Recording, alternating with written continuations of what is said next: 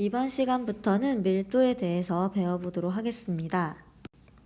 자, 밀도는 단위 부피당 질량이라는 개념을 가지고 있는데요. 어떤 단위 부피당 질량이라고 하면 총 질량을 이 총 부피로 나눴을 때의 값을 밀도라고 합니다. 예를 들면은 어떤 부피가 있고 이 부피가 1세제곱센티미터라고 한다면 이 안에 들어있는 질량이 있겠죠? 이게 얼마나 되느냐를 나타내는 게 밀도인데요. 예를 들면 똑같이 1세제곱센티미터인 부피가 있는데 A 같은 경우에는 여기에 10g이 들어있었고 B 같은 경우에는 50g이 들어있었습니다. 그러면 같은 부피에 들어있는 이 질량이 다르죠. 그래서 밀도 같은 경우에 지금 경우에서는 B가 A보다 크다고 얘기할 수 있는데요. 그래서 밀도를 구할 때는 총 질량을 이제 부피로 나눠서 단위 부피당 질량이라는 개념을 알고 계시면 되겠습니다. 그리고 이 밀도 이제 단위를 같이 알고 계셔야 되는데요. 자, 부피분의 질량. 일단 부피분의 질량으로 밀도를 구한다. 이 식을 기본적으로 알고 계시고 이 밀도의 단위는 자, 질량의 단위인 그램 퍼 부피의 단위인 세제곱센티미터 해서 그램 퍼 세제곱센티미터 또는 그램 퍼 밀리리터 이게 부피의 단위죠. 자, 요렇게 두 개의 단위를 알고 계시면 되겠습니다. 자, 이렇게 세 물질로 된 어떤 상자처럼 보이죠? 자, 그런데 이 세 물질이 다릅니다. A, B, C가. 근데 A에서도 우리가 이 세제곱센티미터만큼 떼서 이제 오고요. B에서도 1세제곱센티미터만큼 떼서 이제 오게 됩니다. 그리고 C에서도 1세제곱센티미터만큼 떼서 한번 보는데 우리가 얘를 봤을 때 이 똑같은 이 부피를 떼어냈는데 자, 똑같은 부피를 떼어냈는데 얘를 떼어냈을 때 어땠냐는 거냐면 A 같은 경우에는 똑같은 부피인데 질량을 재보니까 50이었다. B 같은 경우에는 똑같은 부피를 뗐는데 질량을 재보니까 70이었고 C 같은 경우에는 30이었다는 거죠. 그래서 같은 부피를 봤을 때 질량을 비교했을 때 누가 제일 높은지를 우리가 비교하는 단위가 밀도인데요. 지금 같은 경우에는 그러면 B가 제일 크고 그다음 A, 그다음 C가 이렇게 순서대로 이제 밀도의 값이라고 할 수 있겠죠. 자, 그래서 이렇게 물질에 따라서 밀도의 값이 다르기 때문에 이 밀도도 물질의 특성이라고 할 수 있는데요. 자, 보시면 각 물질의 이제 밀도가 나와 있습니다. 자, 일단은 여기 같은 경우에는 지금 고체들의 지금 밀도를 나타내고 있는데 뭐 얼음은 약 0.92, 뭐 알루미늄은 2.70, 철은 7.87 이런 식으로 지금 밀도가 나타나 있죠. 그러면 얘를 봤을 때 밀도가 가장 큰 거는 금일 거고 같은 부피일 때 금이 가장 무거울 거다. 이렇게 예상할 수가 있습니다.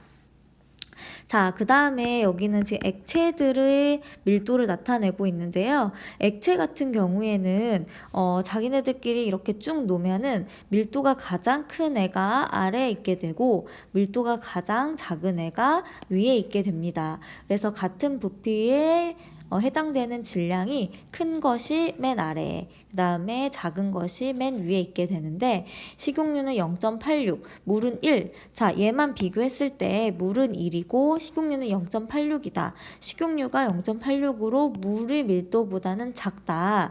이걸 보면 밀도가 작은 경우에 더 뜨더라. 밀도가 큰 애가 아래에 있더라 하기 때문에 이 밀도 때문에 식용유가 물 위에 뜨게 되는 거죠. 그래서 밀도로 얘가 뜰 건지 가라앉을 건지를 우리가 예측할 수 있습니다.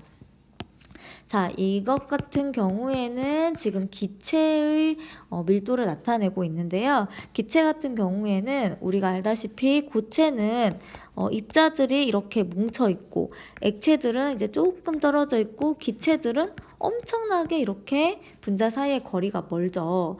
자, 그렇기 때문인지 헬륨 같은 경우에 0.00017, 질소는 0.0016 이런 식으로 기체 같은 경우에 밀도값이 굉장히 작아집니다.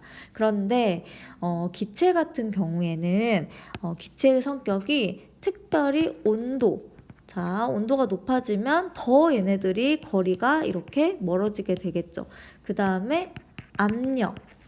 자, 기체는 압력에 따라서 더 눌리기도 하고 더 퍼지기도 합니다. 그래서 온도와 압력에 영향을 굉장히 많이 받는 그 상태가 기체거든요. 그래서 이 온도와 압력에 따라서 기체 같은 경우에는 밀도값도 많이 달라집니다. 그래서 밀도를 나타낼 때, 특히 기체의 밀도를 나타낼 때는 꼭 온도하고 압력을 같이 표시해야 한다는 것까지 알고 오셔야 되겠습니다. 자, 추가해서 같은 부피에 예를 들면 지금 기체들인데요. 자, 양쪽 다 기체입니다. 빨간 쪽이 A, 파란 쪽이 B라고 하겠습니다. 자, 같은 부피의 기체들을 봤더니 A 기체 같은 경우에도 지금 5개가 들어가 있고요. B 기체 같은 경우에도 기체 분자가 5개가 들어가 있습니다. 지금 개수는 같은데 이 빨간색, 자, A 기체의 분자의 질량이 파란색, 자, B 기체의 질량보다 크다고 합니다. 자, 그러면 이런 경우에는 밀도는 누가 더 높을 것인가 보면은 자, 밀도, 부피분의 질량이라고 했었죠? 자, 같은 부피의 질량이 지금 이렇게 같은 분자수가 들어있는데 빨간색이 질량이 더 크다. 그러면 밀도는 A가 B보다 더 크다고 나올 수가 있겠죠. 그래서 여기서 여러분이 하나 더 알아둘 것이 기체 같은 경우에 같은 부피 안에 분자수, 이 기체의 분자의 개수, 얘도 5개, 얘도 5개죠. 분자의 개수는 같지만 분자 각각의 질량이 다르기 때문에 개수는 같지만 질량은 차이가 나기 때문에 밀도도 다르다. 그래서 분자의 개수가 같을 때에는 분자 한 개의 질량이 더 큰 것이 밀도도 더 커지겠죠. 그런데 결과적으로 물질에 따라서 이 하나의 분자의 질량이 다 다르거든요. 그렇기 때문에 밀도도 달라지겠죠. 그래서 밀도는 물질의 특성이라고 할 수 있다. 왜냐하면 물질에 따라서 하나의 분자, 하나의 입자의 질량이 다르고 그렇다면 부피에 따라서 이 질량이 달라지기 때문에 밀도가 다를 것이다. 결국에 밀도는 물질의 특성이라고 할 수 있다는 것 알고 오시면 되겠습니다. 자, 이제 마지막으로 응용을 해보자면 자, 서로의 밀도값은 모르지만 액체 A, 그 다음에 액체 B, 액체 C, 그 다음에 고체 D를 섞었더니 A가 여기에 위치하고 B가 그 위, 그 다음 C가 위, 그 다음에 고체는 여기에 위치하게 되었습니다. 자, 그러면 우리가 밀도 크기를 비교할 수가 있는데요. A는 맨 아래에 깔려있기 때문에 A가 밀도가 가장 크겠죠.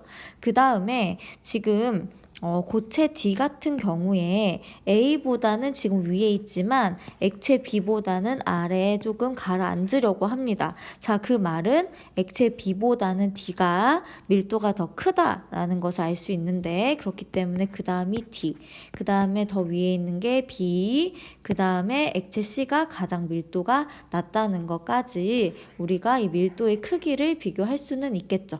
자, 이렇게 밀도의 개념과 어떻게 쓰일 수 있는지까지 알고 오시면 되겠습니다. 고생하셨습니다.